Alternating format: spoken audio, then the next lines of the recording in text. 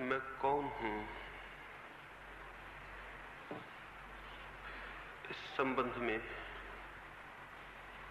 थोड़ी सी बातें कल मैंने आपसे कही।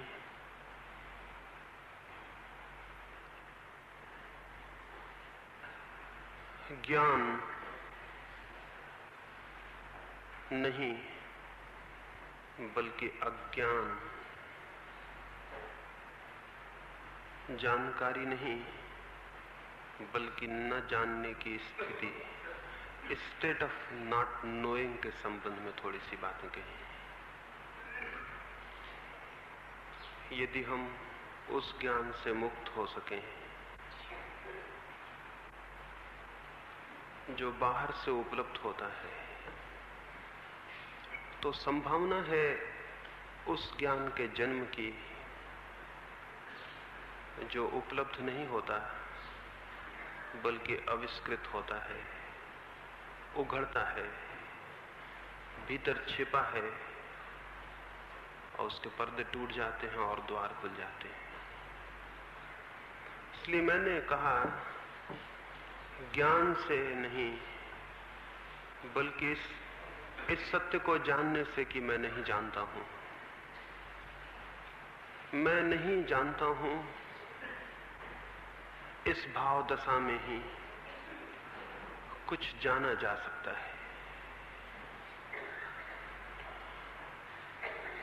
मैं नहीं जानता हूं, ये स्मरण, ये स्मृति जैसे जैसे घनीभूत और तीव्र होगी वैसे वैसे मन मौन होता चला जाता है, निस्तब्ध और निशब्द हो जाता है, क्योंकि सारे शब्द और सारे विचार हमारे जानने के भ्रम से पैदा होते हैं। मैं कौन हूं, ये प्रश्न तो हो लेकिन कोई भी उत्तर स्वीकार न किया जाए। उस निषेध में, उस नेगेटिव माइंड में, उस मनस्थिति में जो भीतर सोया है वो जागृत होता है। खटखटाएं द्वार को, पूछें कौन हूं, लेकिन किसी उत्तर को स्वीकार न करें। न वे उत्तर जो संसार सिखा देता है और न वे उत्तर जो कि धर्म और अध्यात्म के नाम पर सीख लिए जाते हैं। अगर सीखा हुआ सब भूला जा सके और हम प्राणों के द्वारों को खटखटा सकें, तो जैसा क्राइस्ट का वचन है, knock and the doors shall be opened, खटखटाओ और द्वार खुल जाएंगे। तो मैं आपसे निवेदन करूं, जो खटखटाता है वो पाता है द्वार बंद ही नहीं थे, द्वार खुले ही हैं। लेकिन वे लोग जो जानने के भ्रम में हैं, खटखटाने से वंचित रह जाते हैं। वे लोग जो इस भ्रम में हैं कि हम जानते हैं, वो सारी संवेदनशीलता खो देते हैं जो जानने के लिए अनिवार्य है। ये कल मैंने आपसे कहा। आज की सुबह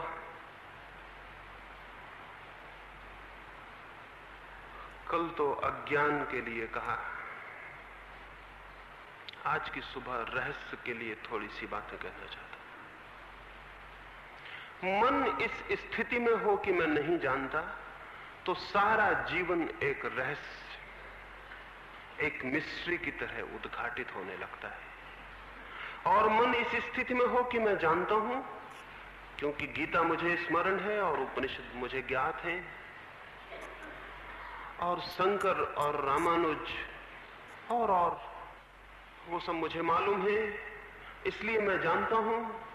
शब्द मुझे ज्ञात हैं, श्रुतियां मुझे ज्ञात हैं, इसलिए मैं जानता हूं। ऐसा जो मन है वो जीवन के प्रति रहस्य के बोध को खो देता है। उसे जीवन में फिर कोई रहस्य नहीं मालूम होता। उसे जीवन फिर एक मिस्ट्री की भांति दिखाई नहीं पड़ता। उसे सब ज्ञात है। इसलिए जो अज्ञात है हमारे चारों ओर, वो उसके हृदय को फिर स्पंदित नहीं करता, और सब कुछ अज्ञात है। वो बच्चा जो आपके घर में पैदा हुआ है, ज्ञात है आपको। वे आंखें जो आपकी पत्नी की हैं, परिचित हैं उनसे आप। वो मित्र, वो पड़ोसी, या वो पत्थर जो सड़क के किनारे पड़ा है, या वे पौधे जो आपके भवन के पास खिलते हैं, वे फूल या आकाश के तारे या सुबह पक्षियों के गीत, क्या ज्ञात है? किस चीज को हम जानते हैं? सब कुछ अज्ञात है, सब कुछ अज्ञात है। और वो सब यदि अज्ञात है तो सब एक अद्भुत रहस्य से मंडित हो जाता है। उस रहस्य का जो बोध है वो धार्मिक चित्त का पहला लक्षण, रहस्य का जो बोध है वो धार्मिक चित्त का पहला लक्षण है। उस व्यक्ति को ही मैं अधार्मिक कहता हूं जिसके जीवन में रहस्य का कोई बोध नहीं है। उस व्यक्ति को ही अधार्मिक कहता हूं जिसके जीवन में रहस्य का कोई बोध नहीं है, जिसके जीवन को अज्ञात मंडित नहीं किए हुए है, जिसे चारों तरफ से अज्ञात स्पर्श नहीं करता है, जिसे चारों तरफ रहस्य के अनंत अनंत द्वार दिखाई नहीं पड़ते हैं। वो व्यक्ति अधार्मिक है। और हमारे सारे सिद्धांतों ने हमारे मन को इस भांति कस लिया है कि हर चीज की व्याख्या उपलब्ध हो गई है, इसलिए कुछ भी अज्ञात नहीं रहा है। हम सब कुछ जानते हैं। उस शेख चिल्ली का मुझे स्मरण आता है जो किसी गांव में था। वो सब कुछ जानता था। बड़े अच्छे लोग होंगे जिन्होंने कहा कि वो शेख चिल्ली था, क्योंकि जो सब कुछ जानता है वो शेख चिल्ली होगा ही, वो पागल होगा ही। वो सब कुछ जानता था, ऐसी कोई बात न थी जो उसे ज्ञात न हो। फिर उस गांव के राजा के भवन में चोरी हो गई। सारी राज्य की शक्ति लग गई चोरी की खोज में, लेकिन चोर का कोई पता नहीं चल सका। कोई सूत्र हाथ में नहीं आते थे कि चोर का पता चल जाए। सारे जासूस थक गए और परेशान हो गए। और तब गांव के लोगों ने कहा कि अब और कोई रास्ता नहीं है, हमारे गांव में एक ज्ञानी है, उससे पूछ लिया जाए। ऐसी तो कोई बात ही नहीं है जो उसे ज्ञात ना हो। उस शेख चिल्ली को राजदूत भेजा गया। वो जैसे विचारक बैठते हैं वैसी मुद्रा में बैठा हुआ था। रोडिन का चित्र देखा होगा आपने, मूर्ति देखी होगी, द थिंकर। या तो शेख चिल्ली को देख के बनाई होगी रोडिन ने, या रोडिन ने वो मूर्ति देख ली होगी, इसलिए वो वैसा हाथ लगाया बैठा हो। कुछ ना कुछ दो में से एक हुआ होगा। वो वहां सोच विचार की मुद्रा में बैठा हुआ था। सोच विचार की मुद्रा से ज्यादा बचकानी और चाइल्डिश कोई बात नहीं है। वो राजा का राजदूत गया, उसने कहा कि चोरी हो गई भवन में, पता है? उसने कहा ऐसा क्या है जो मुझे पता ना हो? राजदूत उसे सम्मान से राजमहल ले गए। राजा ने पूछा, पता है भवन में चोरी हो गई है, बहुत बहुमूल्य सामान चोरी चले गए हैं, और राज्य के सारे जासूस और खोजबीन करने वाले कोई पता नहीं पा सके हैं। उसने कहा क्या है जो मुझे ज्ञात ना हो? राजा प्रसन्न हुआ। उसने कहा फिर बताओ किसने चोरी की है? उस शेख चिल्ली ने कहा एकांत में बताऊंगा, अकेले में, द्वार बंद कर लें, क्योंकि खतरा है मैं नाम लूं किसी का और बताऊं फिर कल मैं मुसीबत में पड़ जाऊं। तो द्वार बंद कर लें। द्वार बंद कर लिए गए। राजा अकेला रह गया। फिर भी दीवारें सुन सकती हैं, इस डर से उसने राजा के कान के पास मुंह रखा, जैसे गुरु कान में मंत्र देते हैं ना चुपचाप, कि कोई सुन ना ले, कोई देख ना ले, किसी को पता ना चल जाए। वैसे उस शेख चिल्ली ने कान के पास मुंह रखा और कहा बता दूं? देखिए किसी को बताइएगा तो नहीं, मुझे झंझट में तो नहीं डालिएगा, बता दूं? राजा ने कहा बताओ भी। उसने बहुत धीरे से कान में कहा, मालूम होता है किसी चोर ने चोरी की है।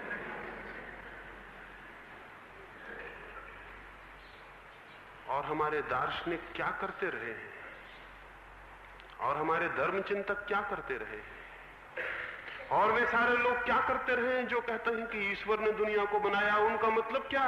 वो सारी खोजबीन के बाद, सिर पर हाथ रखने के बाद ये बताते हैं कि जरूर किसी बनाने वाले ने दुनिया को बनाया है, यही तो कहते हो। किसी चोर ने चोरी की है, यही तो कहते हैं। किसी बनाने वाले ने दुनिया को बनाया है, ये वो सारी खोजबीन के बाद कहते हैं।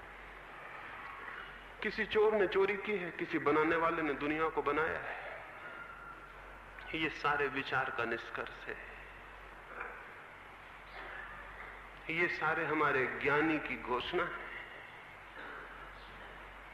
और ये जो सारी घोषणाएं हैं, ये जो सारे विचार हैं, ये जो सारे सिद्धांत हैं, हम पकड़ लेते हैं और जीवन का वो जो अज्ञात स्पंदन है, वो जो अज्ञात चोटें हैं, वो जो अज्ञात हवाएं हैं, फिर वो हमें स्पर्श नहीं करती। हम अपने सिद्धांतों में बंद होकर बैठ जाते हैं।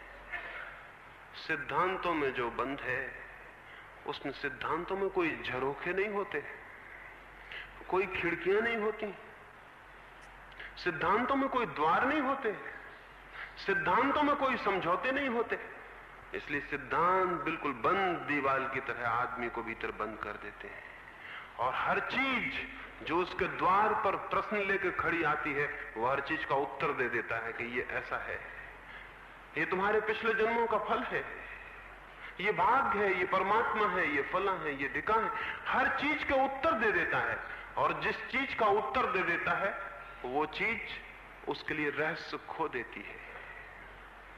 ये जो जीवन और ये जो जगत हमें इतना बोरडम, इतना उबाने वाला मालूम पड़ रहा है, ये हमारे ज्ञान की वजह से मालूम पड़ रहा है। इस जीवन में अगर हम सिद्धांतों की दीवार छोड़ के देखना शुरू करें, अगर ज्ञान को हटा के देखना शुरू करें, तो एक एक चीज कितनी अद्भुत है, कितनी नई। कुछ भी तो पुराना नहीं है, कुछ भी तो वैसा नहीं है जैसा कल था। आज सुबह जो सूरज उगा है, वो कभी भी नहीं उगा था और फिर कभी नहीं उगेगा। और आज सुबह जो हवा चली थी, वो कभी नहीं चली है और कभी नहीं चलेगी। और आज सुबह जो फूल खिले हैं, वे पहली बार ही खिले हैं। और सब कुछ नया है और सब कुछ बहुत रहस्य से मंडित है। हम क्या जान पाए हैं अभी? एक बहुत बड़ा वैज्ञानिक जिसने विद्युत पर सारे जीवन काम किया, बिजली के अध्ययन में, एक छोटे से गांव में विश्राम करने के लिए ठहरा हुआ था। उस गांव का स्कूल था छोटा। उस स्कूल के बच्चों ने, कुछ विज्ञान के बच्चों ने कुछ चीजें बनाई थी, कुछ छोटे छोटे उपकरण बनाए थे। स्कूल का जलसा था और स्कूल में प्रदर्शनी थी। वो वैज्ञानिक भी देखने चला गया। जिस बच्चे ने सबसे ज्यादा मेहनत की थी और बिजली के कुछ खेल खिलौने बनाए थे, वो बड़ी बड़ी उत्सुकता से उसे समझाने लगा कि ये कैसे बनाए गए हैं, कैसे काम करते हैं, क्या क्या इनकी खूबी है। वो वैज्ञानिक बहुत बहुत उत्सुकता से सुनने लगा। उस बच्चे को तो पता भी नहीं था कि विद्युत को उतना जानने वाला जगत में शायद कोई दूसरा आदमी नहीं है। तो वो बच्चा और प्रसन्नता से सारी बातें बताने लगा। सारी बात हो जाने के बाद उस वैज्ञानिक ने पूछा, बेटे एक बात पूछूं, ये बिजली क्या है, ये विद्युत क्या है, ये इलेक्ट्रिसिटी है क्या आखिर? वो लड़का बोला, ये तो हमें ज्ञात नहीं। उसके प्रधान अध्यापक ने उस लड़के को कहा, तुम्हें पता नहीं है, तुम बताए जा रहे हो। ये तो विद्युत को जानने वाला सबसे बड़ा व्यक्ति है जो जीवित है। लेकिन उस सबसे बड़े व्यक्ति ने क्या कहा? उसने कहा, जो ये बच्चा कह रहा है कि विद्युत को हम जानते नहीं, मैं भी यही कहूंगा, विद्युत को हम जानते नहीं। हम क्या जानते हैं?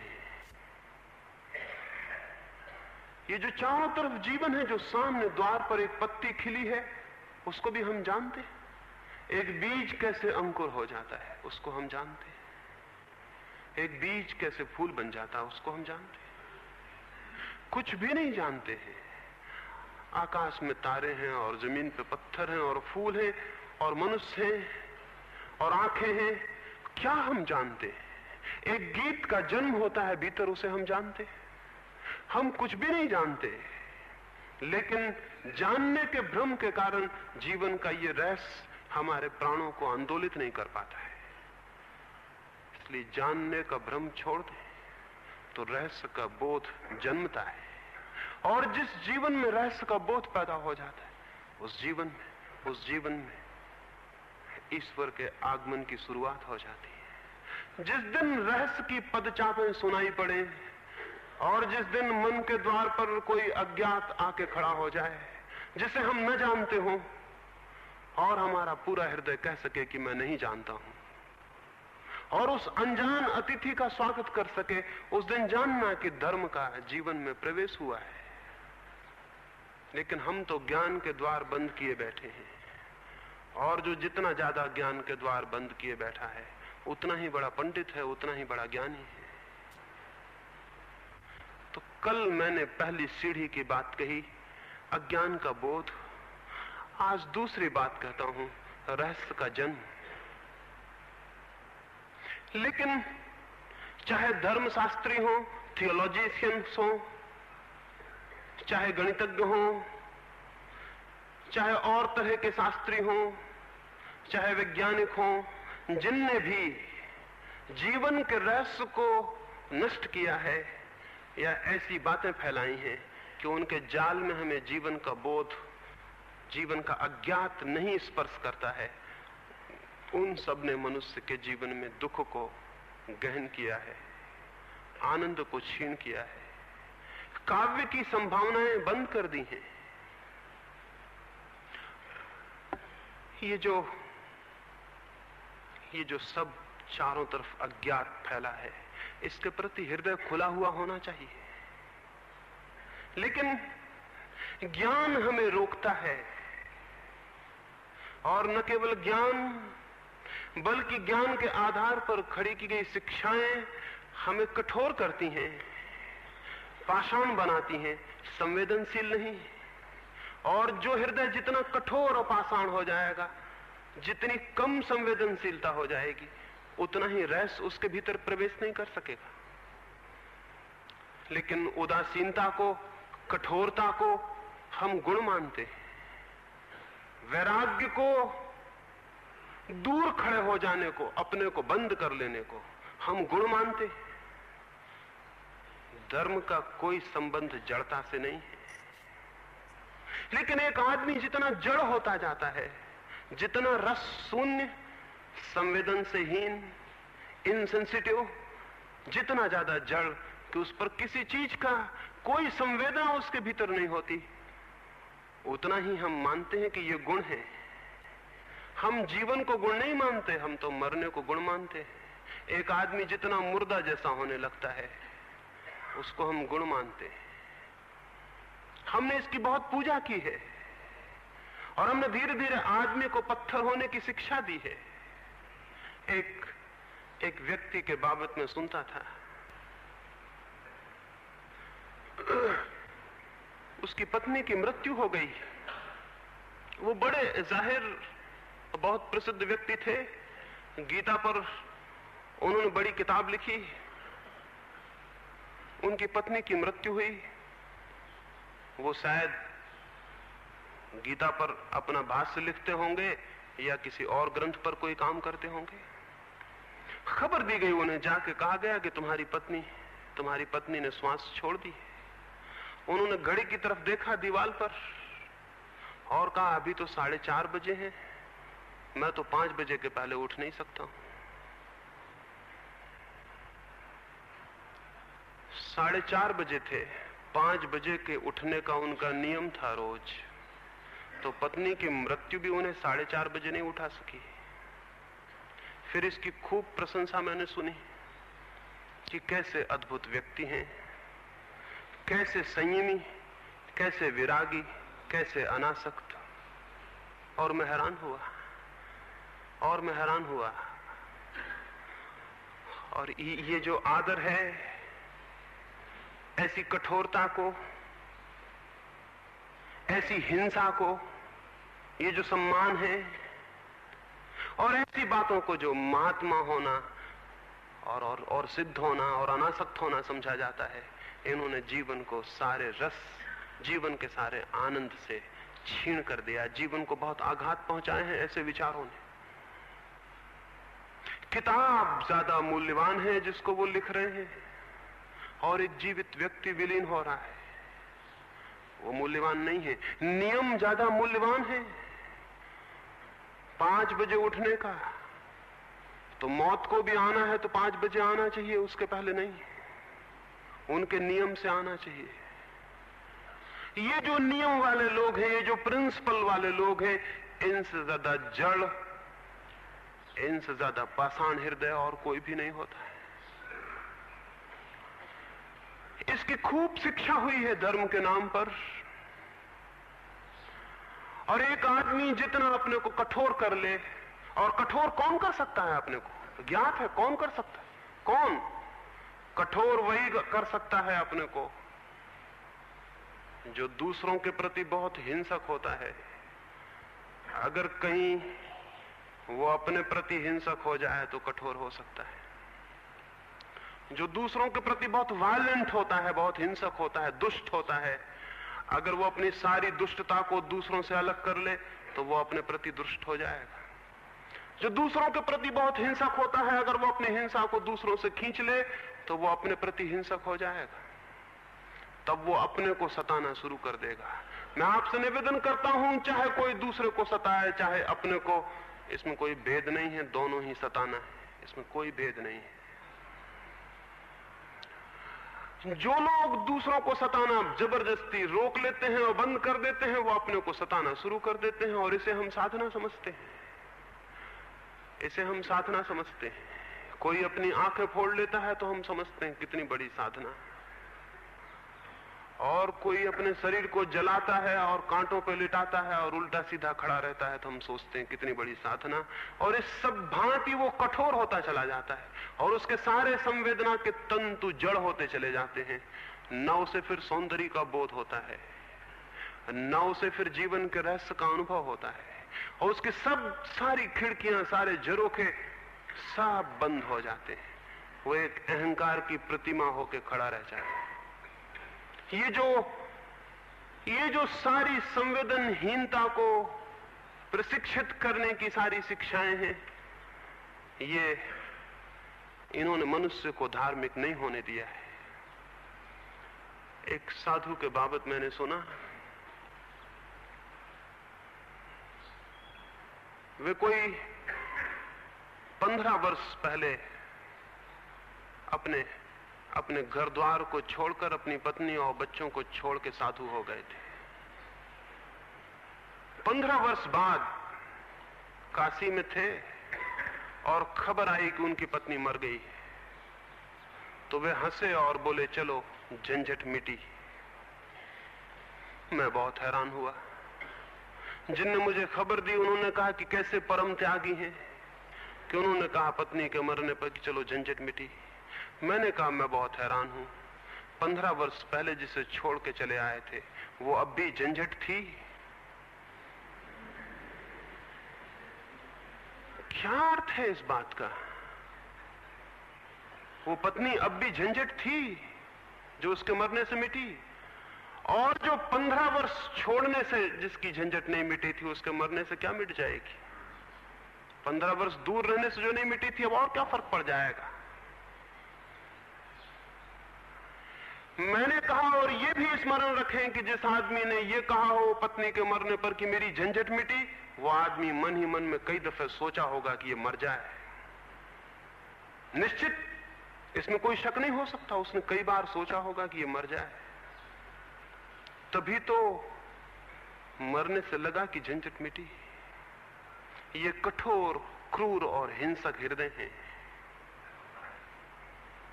ये बहुत गहरी हिंसा से भरे हुए हृदय हैं, और ये जीवन के समस्त रहस्य के प्रति जड़ हो जाते हैं। और फिर इनकी परमात्मा की और ब्रह्म की और आत्मा की सारी बातें झूठी और थोथी होती हैं, क्योंकि जहां जीवन में रहस्य नहीं, संवेदना नहीं, जहां जीवन के प्रति सब खुला हुआ हृदय नहीं, वहां कहां परमात्मा प्रवेश करेगा? वहां कहां? वहां कहां वे पैर, वे पदचापें सुनाई पड़ेंगी, कहां वो संगीत पैदा होगा।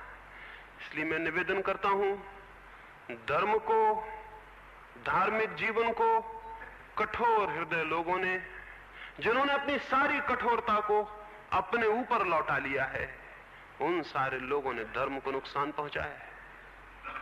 उन्होंने धर्म के जन्म को ही रोक दिया है, अवरुद्ध कर दिया, कुंठित कर दिया है।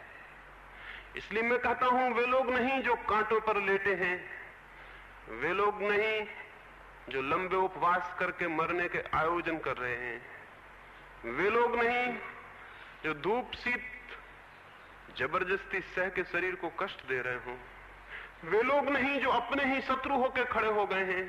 उन लोगों ने नहीं जाना है, नहीं जान सकते हैं, नहीं जान सकते हैं उसको जो परमात्मा है। वरन वे लोग जिन्होंने अपने हृदय को सरल किया है, प्रेम से भरा है, जिन्होंने सौंदर्य को पहचाना है और अनुभव किया है, और जिन्होंने जीवन के रहस्य को द्वार दिया है अपने भीतर, उन लोगों ने कहीं जाना है, कहीं ज्यादा जाना है, उन्होंने कहीं ज्यादा जिया है। जैसा मैंने कल संध्या कहा, शायद महात्माओं ने उतना नहीं, साधुओं ने उतना नहीं, वरन उन लोगों ने जिनके जीवन में काव्य है, प्रेम है, सौंदर्य है, संगीत है, उनने कहीं ज्यादा जाना है और जिया है। उन्होंने कहीं ज्यादा पाया है, कहीं वे ज्यादा हुए हैं, कहीं उनके भीतर कोई अवतरित हुआ है, कोई अज्ञात संगीत उनके भीतर पैदा हुआ है, उन्होंने कोई अज्ञात ध्वनि सुनी है, उन्होंने कोई अननोन, वो जो सब तरफ हमें घेरे है, उससे कोई संबंध पाया है, कोई तालमेल, कोई हार्मनी, कोई जोड़ उनका हुआ है चारों तरफ जो फैला है उससे। उनका नहीं जिन्होंने अपनी अस्मिता को साधा हो और जो कठोर होते गए हों और धीरे धीरे अहंकार की प्रतिमाएं होकर रह गए हों। उनने नहीं, बल्कि उनने जो विरल हो गए हों, तरल हो गए हों, जो पिघलते गए हों और जो उन्हें खोजना मुश्किल हो गया हो बाद में कि वो कहां है, उनने शायद जाना है। वे ही जान सकते हैं, कोई और जान नहीं सकता। संवेदनशील हृदय ही ज्ञान को उपलब्ध होता है, कोई और नहीं। तो मन तो न जानने की स्थिति में हो और हृदय संवेदना का स्पंदन से भरा हो। मन तो न जानने की स्थिति में हो, स्टेट ऑफ नॉट नोइंग में हो, और हृदय के सारे द्वार खुले हो रहस्य के लिए। हृदय रहस्य से पूर्ण होता चला जाए और मन और बुद्धि ज्ञान से शून्य होती चली जाए, तो वो घटना घटती है जहां जाना जाता है कि मैं कौन हूं और जहां जाना जाता है कि सब क्या है। ये जो हृदय का स्पंदन है, इस पर थोड़ी सी बात विचार कर लेनी जरूरी है। और ये जो मैं कह रहा हूं कि काव्यशील हृदय जान पाते हैं, तो इससे ये मतलब मत समझ लेना कि जो कविताएं लिखते हैं वो जान पाते हैं, क्योंकि कविताएं लिखना बहुत आसान है और काव्यपूर्ण होना बहुत कठिन। सभी कविताओं में काव्य नहीं होता है और सभी कवि काव्य हृदय से पूर्ण नहीं होते। शब्दों के तर्क से फिलोसफी पैदा हो जाती, शब्दों की तुक से कविता पैदा हो जाती है, और तुकबंदी में कुशल भी कवि हो सकते हैं। कवि तो क्या, राष्ट्र कवि भी हो सकते हैं। तुकबंदी आनी चाहिए और दिल्ली में रहने का ढंग आना चाहिए, तो राष्ट्र कवि भी हो सकते हैं। कवि तो बहुत साधारण सी बात है। कोई शब्दों की तुकबंदी से नहीं कोई कवि हो जाता है। हृदय का तालमेल उस विश्व से जो हमारे चारों तरफ व्याप्त है, उस सत्ता से जिसमें हम हैं और प्रतिक्षण मुझसे जुड़े हैं। प्रतिक्षण कुछ हमारे भीतर से बाहर जाता है और कुछ हमारे भीतर आता है। बाहर और भीतर के शब्द दो विरोधी शब्द नहीं है, और बाहर भीतर कोई दो विरोधी आयाम नहीं है, कोई दो विरोधी डायमेंशन नहीं है। बाहर और भीतर किसी एक ही चीज के दो छोर हैं। समुद्र में तूफान आता है, अज्ञात किनारों तक आग की लहरें छू जाती हैं और फिर वापस लौट जाती हैं। वही लहर किनारे को छूती है, वही फिर वापस लौट जाती है। एक ही लहर के दो छोर हैं, किनारा और सागर। जिसे छूती है वो और जिसे छू के लौट जाती है वो। मेरी श्वास, आपकी श्वास प्रतिक्षण बाहर जा रही है और फिर भीतर आ रही और फिर बाहर जा रही। श्वास के दो छोरों पर एक तरफ बाहर है, एक भीतर। बाहर और भीतर दो विरोधी बातें नहीं, बल्कि किसी एक ही चीज के दो छोर हैं। और जो इतना लीन हो जाता है कि बाहर और भीतर दो न रह जाएं, बल्कि किसी एक छोर का अनुभव होने लगे, तो तालमेल पैदा हुआ, तो काव्य पैदा हुआ।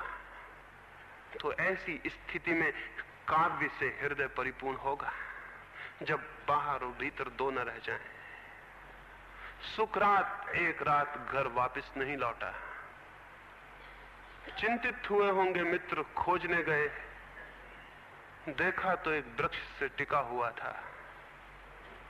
बर्फ पड़ गई थी और पैर जड़ हो गए होंगे और पलकें एक टक टिकी थी और आंखें तारों को देख रही थी। उन्होंने जाके हिलाया, बहुत हिलाया, तो जैसे वो कहीं से वापस लौटा। और उसने कहा, क्या बात है, क्या बहुत देर हो गई? उसके मित्रों ने कहा, रात बीतने को है, पैर जड़ हो गए होंगे, बर्फ पड़ी है, सर्द हवाएं हैं, क्या कर रहे हैं? उसने कहा, कर कुछ भी नहीं रहा था, तारों से एक हो गया था। मैं था ही नहीं, कुछ था जो मेरे और तारों के बीच था, मैं नहीं था। तालमेल, हार्मनी। चीन में एक राजा को एक मुर्गे की मोहर बनवानी थी, राज्य की सील बनवानी थी, राज्य का प्रतीक बनवाना था। उसने खबर भेजी गांव-गांव में कि कोई चित्रकार जो सबसे श्रेष्ठ मुर्गे के चित्र को बना लाएगा, उसे बहुत पुरस्कार दिया जाएगा। एक वृद्ध चित्रकार आया और उसने कहा, मैं बहुत बूढ़ा हो गया हूं, हाथ मेरे कपते हैं, इसलिए शायद मैं तो चित्र नहीं बना सकूंगा, लेकिन राज्य को मैं अपनी थोड़ी सेवाएं अर्पित करना चाहता हूं। और वो ये कि जो चित्र आए, मुझसे पूछ लिया जाए कि कौन सा चित्र बना ठीक, कौन सा नहीं। और जब तक मैं स्वीकृति न दूं, तो राज्य की मोहर न बनाई जाए। राजा खुद भी इस ख्याल में था कि कोई वृद्ध कला गुरु मिल जाए जो जांच सके, लेकिन बूढ़ा बहुत अजीब रहा होगा। जो भी चित्र आए, सुंदर से सुंदर, वो एक बंद कमरे में जाता और लौटता और कहता कि नहीं, अभी चित्र बना नहीं, वापस भिजवा देता। वर्ष बीता, 2 वर्ष बीता, राजा घबराया। उसने कहा, कोई चित्र कभी स्वीकार करोगे या नहीं? श्रेष्ठ और सुंदर चित्र आए हैं, आखिर अस्वीकार करने का मापदंड क्या है? कैसे जानते हो कि ये ठीक नहीं है? उसने कहा कि आओ। वो अपने कमरे में ले गया और उसने राजा से कहा कि चित्रों को मैं यहां रखता हूं और एक मुर्गे को कमरे के भीतर लाता हूं। अगर वो मुर्गा उस चित्र को पहचान लेता है, उस चित्र में बने मुर्गे को, तो मैं समझूंगा कि हाँ, चित्र बना। और अगर मुर्गा बिना उसे देखे कमरे में घूमता रहता है और निकल जाता है, तो मैं समझता हूं कि नहीं बना। जिसने बनाया है उसने दूर से बनाया, उससे मुर्गे का कोई तालमेल नहीं है। राजा बहुत हैरान हुआ कि मैंने कभी कल्पना भी न की थी कि मुर्गों के द्वारा परीक्षा करवाई जा रही होगी चित्रों की, और मुर्गे क्या समझेंगे। लेकिन उस चित्रकार ने कहा कि जिस दिन बनेगा मुर्गे का चित्र, उस दिन मुर्गा नहीं समझेगा तो कौन समझेगा? बाहर आके मुर्गा ठिठक के खड़ा हो जाएगा, लड़ने को तैयार हो जाएगा, आवाज दे देगा, दूसरा मुर्गा भीतर होगा। लेकिन चित्र अगर मुर्दे हैं तो मुर्गे नहीं पहचानेंगे, वो निकलेंगे, घूम के निकल जाएंगे। कोई आदमी पहचान सकता है कि मुर्गे का है, लेकिन जब मुर्गा पहचान ले तो कोई बात हुई। लेकिन नहीं, कोई ऐसा चित्र नहीं आ सका। जिन्होंने बनाया था वे चित्रकार न रहे होंगे, उन्होंने मुर्गे के शरीर को तो बना दिया था, लेकिन मुर्गे की आत्मा को नहीं पकड़ पाए थे। शरीर को तो बना देना बहुत सरल है, आत्मा को, लेकिन आत्मा को तो वो ही पकड़ सकता है जो आत्मा के साथ एक हो जाए। आखिर उस बूढ़े ने कहा कि नहीं, ये नहीं होगा, मुझे खुद ही बनाना पड़ेगा। लेकिन बड़ी कठिनाई है, मैं बच पाऊं न बच पाऊं, इसलिए तो मैंने कहा था कि 70 वर्ष का हुआ बूढ़ा हूं, लेकिन मुझे ही बनाना पड़ेगा। राजा ने कहा 2 वर्ष व्यर्थ खोए, कभी का बना देते। उसने कहा कि नहीं, अभी 3 वर्ष और लग जाएंगे। राजा ने क्या किया, इतना कठिन है बनाना? उसने कहा बनाना कठिन नहीं है, लेकिन मुर्गे के साथ एक हो जाना बड़ा कठिन है। तो मुझे 3 वर्ष के लिए छुट्टी दे दी जाए। अब मैं जंगल जाता हूं और देखता हूं कि इस बुढ़ापे में तालमेल बन सकता कि नहीं बन सकता। वो कलाकार जंगल गया। कोई 6 महीने बाद राजा ने अपने कुछ मित्रों को भेजा कि जाओ देखो वो जिंदा है या नहीं, और करता क्या है वहां, और जंगल में कितने दिन लगाएगा। लोग गए, वो जंगली मुर्गों के पास लेटा हुआ था और उसने वापस लौटा दिया कि अभी बहुत देर है, अभी बहुत देर है, जब तक मैं मुर्गा ना हो जाऊं तब तक आना मत। लौट के उन्होंने कहा कि पागल है मालूम होता वो बूढ़ा। वो कहता जब तक मैं मुर्गा ना हो जाऊं वो मुर्गा हो जाएगा, तो मुर्गा बनाएगा कौन? मुर्गे तो वैसे ही बहुत है। लेकिन 3 वर्ष प्रतीक्षा करनी पड़ी और 3 वर्ष बाद लोग उसे पकड़ के लाए। वो आया तो उसने आके राज दरबार में जोर से मुर्गे की बांग दी। सारे दरबारी हैरान हो गए और उन्होंने कहा कि तो ठीक है कि आप बांग देना सीखा है, लेकिन चित्र कहां है? उसने कहा चित्र बना देना तो अब एक क्षण का काम है, आत्मा को पकड़ना था, वो बहुत मुश्किल था, वो हो गया। मैंने मुर्गे को भीतर से जाना और तब उसने तूलिकाएं बुलाई और वहीं खड़े खड़े चित्र बना दिया। और मुर्गे लाए गए, वे मुर्गे देख के उस मुर्गे को घबरा के खड़े हो गए और आवाज देने लगे। वो मुर्गा जिंदा था, कहीं किसी तालमेल से, किसी हारमोनी से पैदा हुआ था। उन्होंने जाना है जिन्होंने जीवन के प्रति कोई तालमेल उपलब्ध कर लिया है, कोई एकता, कोई एकतांता उपलब्ध कर ली है। लेकिन वो व्यक्ति जो अपने हृदय को कठोर कर लेता है और सारे संवेदना के द्वार बंद कर लेता है, वो कैसे एक हो पाएगा? नहीं हो पाएगा, नहीं हो पाएगा। कोई रास्ता नहीं है उसके एक हो जाने का।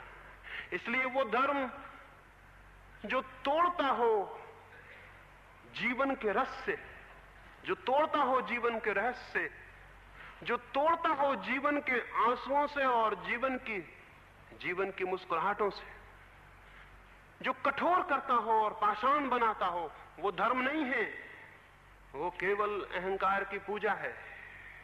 और व्यक्ति जितना कठोर होता जाता है उतनी उसकी अस्मिता गहरी और घनी होती जाती है। अहंकार की पूजा धर्म नहीं है।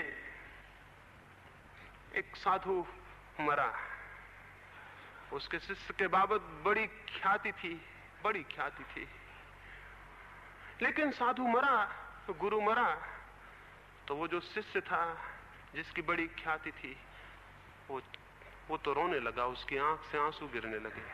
तो लोगों ने कहा ये क्या करते हो, रोते हो, और तुम तो कहते थे आत्मा अमर है और शरीर मर जाता है और रोते हो। तो उसने कहा मैं शरीर के लिए ही रोता हूं। कितना सुंदर था,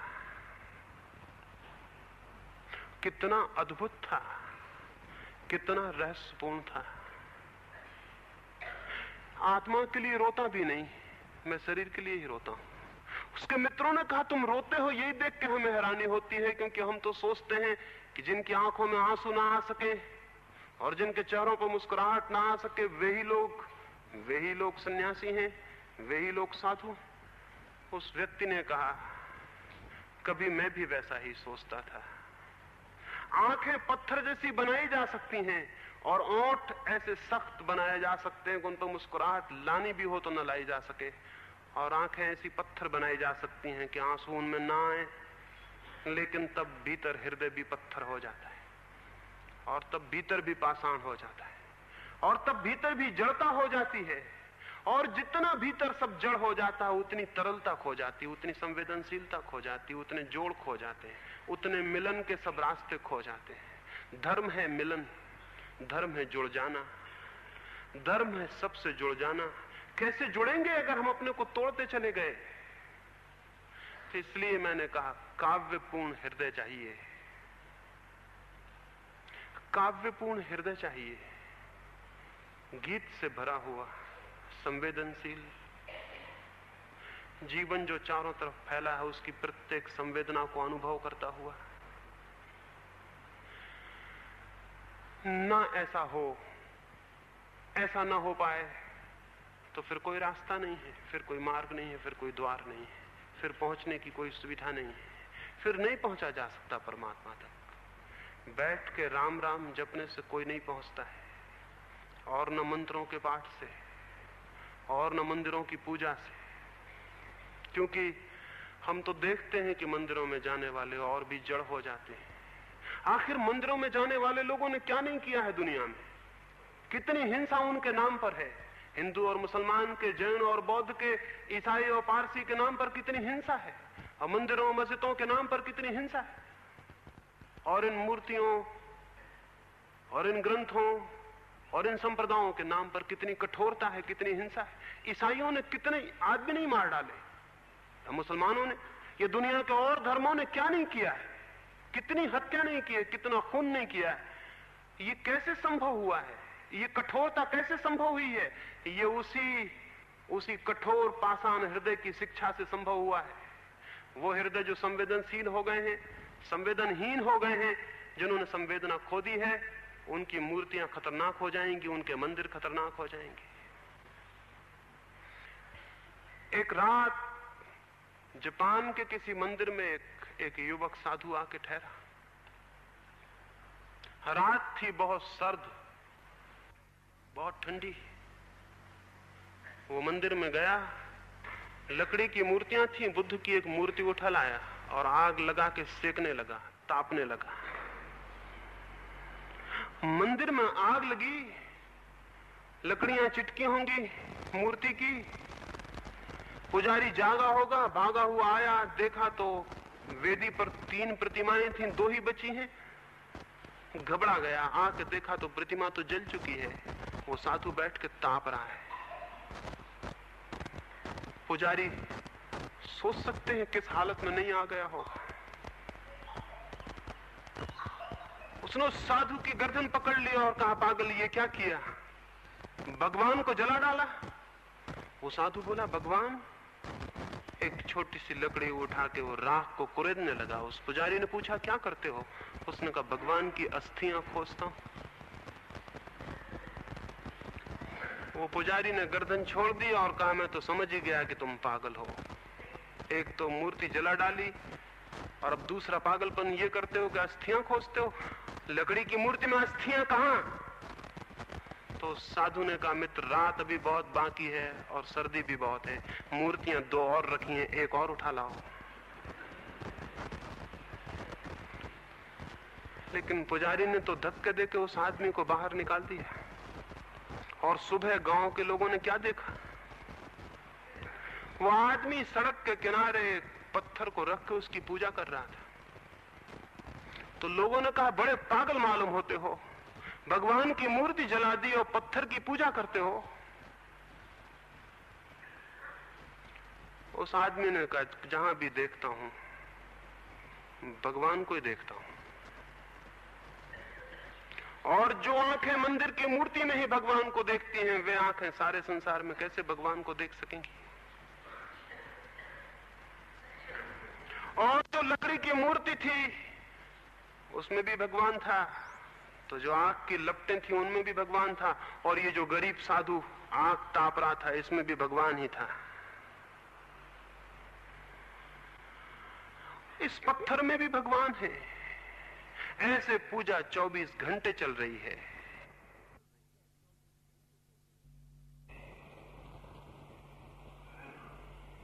जैसे हृदय संवेदनशील होगा वैसे थोथी मूर्तियां तो जल जाएंगी, वैसे मन पर बैठे इमेजेस तो चले जाएंगे। क्योंकि सभी मूर्तियां संकुचित करती हैं और संकीर्ण करती हैं और रोकती हैं, आबद्ध करती हैं, लेकिन किसी विराट अमूर्त भगवान का धीरे धीरे स्मरण और बोध शुरू होगा और उसकी पूजा श्वास श्वास से चलनी शुरू हो जाएगी और रास्ते पर भौंकते कुत्ते में भी वो दिखाई पड़ेगा, आकाश के तारों में भी। लेकिन बहुत आसान है आकाश के तारों में देख लेना, घर के बच्चे में भी वही दिखाई पड़ेगा, पत्नी में भी, पति में भी, सब तरफ, सब कुछ में।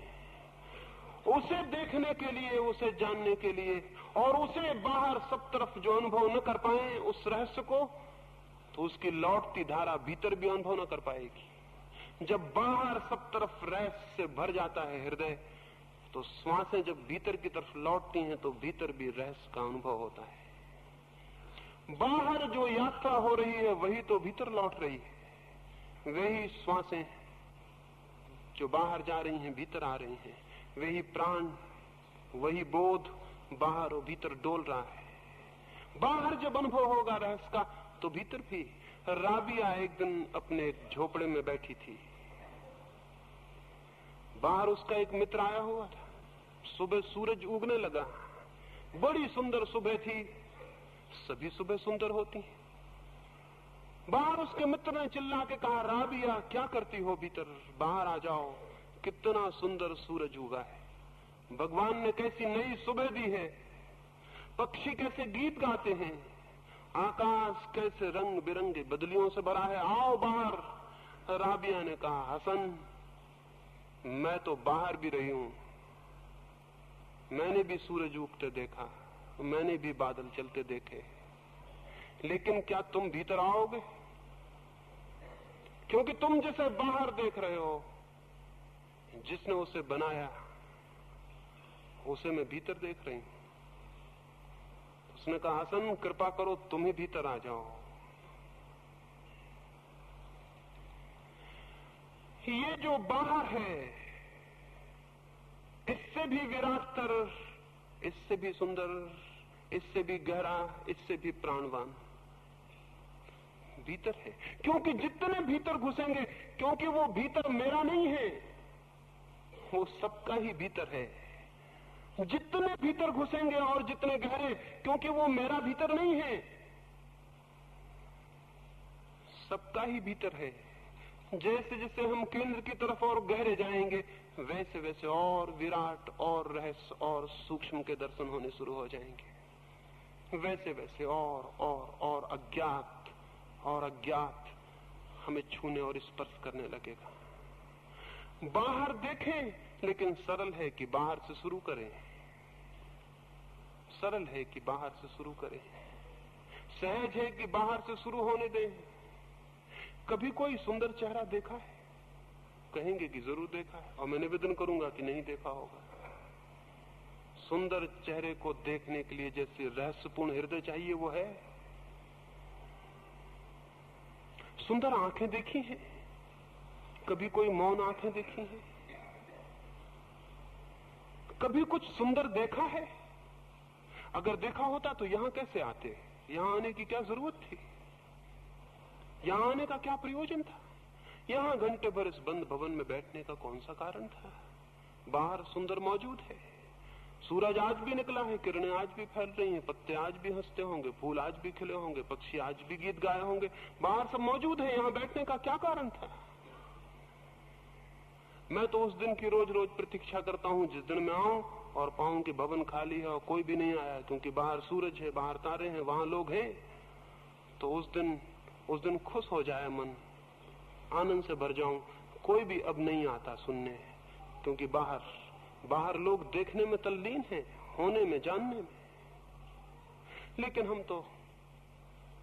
तो शब्दों में जीते हैं, शब्दों को पकड़ते हैं और शब्दों से भर लेते हैं, और शब्दों से भरा हुआ हृदय सब संवेदना खो देता है।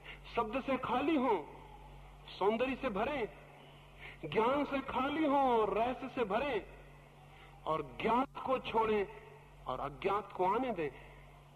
और जैसे जैसे हृदय अज्ञात से भरता जाएगा, वैसे वैसे जानेंगे क्या है बाहर, वैसे वैसे जानेंगे क्या है भीतर, और तब तो भीतर और बाहर के भेद गिर जाते हैं। तब तो सिर्फ जानना रह जाता है, तब तो सिर्फ होना रह जाता है। उस होने में ही उसका बोध है।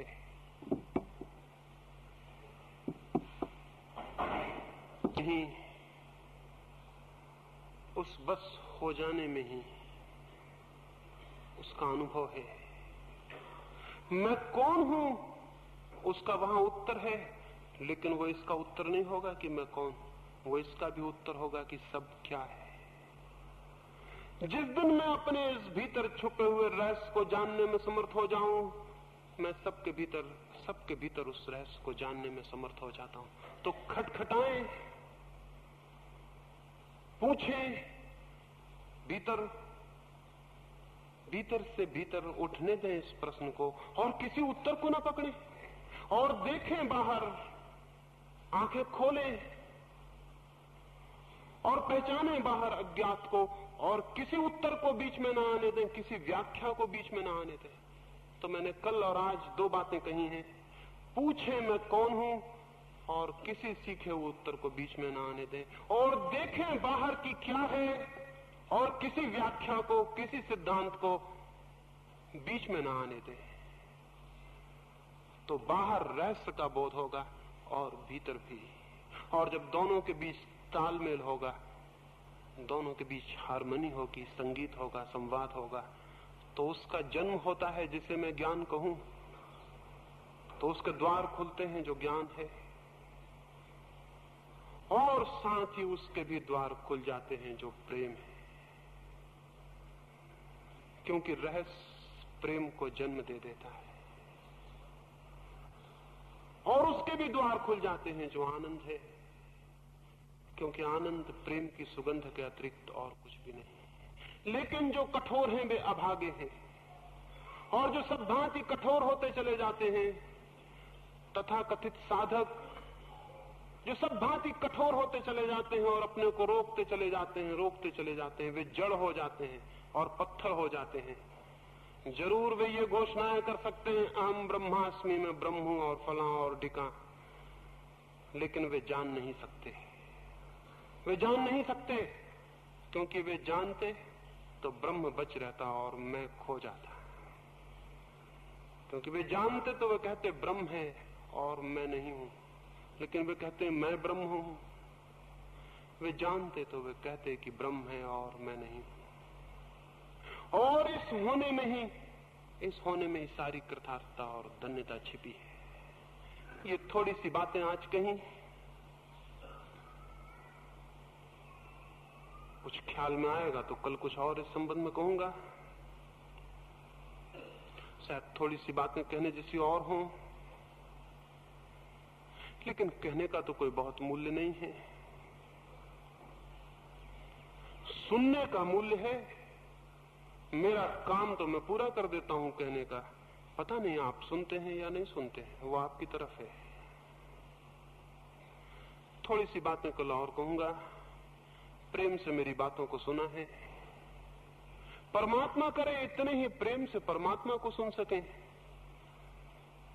प्रेम से इतनी देर, इतने क्षण यहां बैठे हैं, परमात्मा करे इतनी ही देर कभी चांद के नीचे, तारों के नीचे बैठ सके।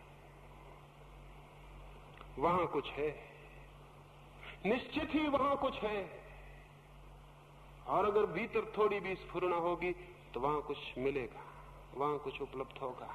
और जब वहां कुछ दिखेगा और मिलेगा तो लौटती धारा में भीतर भी कुछ पाया जाएगा, भीतर भी कुछ उपलब्ध होगा। सबके भीतर बैठे परमात्मा को प्रणाम करता हूं। मेरे प्रणाम स्वीकार करें।